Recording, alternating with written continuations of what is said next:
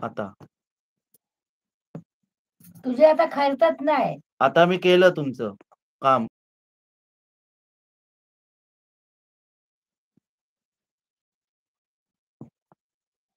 तुम्ही मला आधी खोटं का बोलले त्याचं मला उत्तर द्या. आणि तुमचं मला आता खरं नाव कळू दे. तुमच्या आई वडिलांनी तुमचं नाव वडापाव नसेल ठेवलं, आहे की नाही? पाळण्यातलं नाव वेगळं ठेवलं असेल. जसं माझ्या आई वडिलांनी माझं नाव श्रीकांत ठेवलंय ना, तसं तुमचं नाव तुमच्या आईनी काय वडापाव ठेवलं नसेल. हा, तुमचा मागचा धनी कोण आहे ना, तो पण आम्हाला कळलेला आहे. हा, आता कळलं ना? मी आता सगळी काढणार तुमचं, बघा.